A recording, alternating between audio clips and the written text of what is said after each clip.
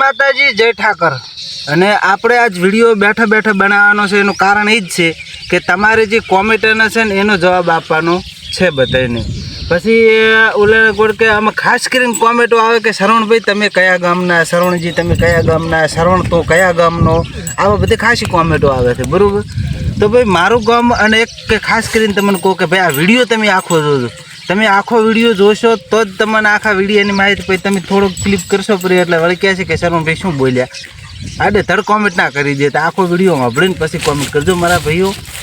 તો મારું ગામ છે ઈશ્વરિયા વાવ તાલુકામાં, ઈશ્વરિયા વાવ તાલુકામાં ગામ આવેલું છે। એ મારું ગામ છે। અત્યારે હાલની તારીખમાં હું શું કરું છું, ક્યાં રહું છું એ પણ તમને કહું કે હું રહું છું અત્યારે સણધર।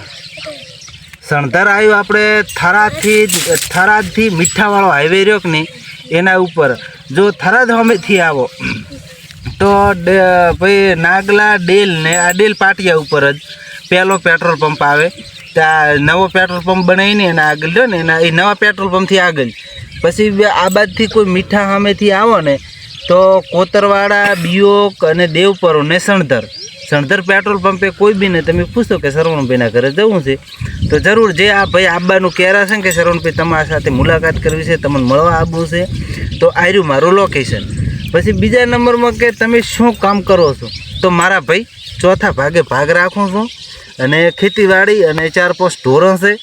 બસ આર્યું અમારું મોજ શોખનો છે, ટૂંકો પરિવાર, સુખી પરિવાર, ખૂબ હેપી જિંદગી જીવો છો અને મોજથી રહો છો।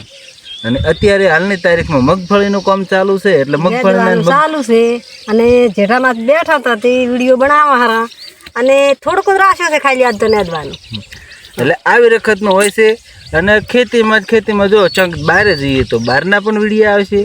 અને બીજું તો હવે આપણે જે ખેતી કરતા હોય જે મારા ભાઈઓ જે અમુક ખબર છે કે ભાઈ ભાગ રાખતા હોય એને કેવું વેડતું હોય છે તો એમ થોડોક ટાઈમ લઈ અને વિડીયો પણ બનાવી શકો છો। એટલે તમે અને એક ખાસ કે આપણે યુટ્યુબ ચેનલ હશે ભાઈ, યુટ્યુબ ચેનલનું નામ છે રેશમા દેશી બ્લોગર। એ આપણે યુટ્યુબ ચેનલનું નામ છે, એની અંદર પણ આખા બ્લોગ આવતા કે આખો દાડો અમે શું કરો ને એના માટેના।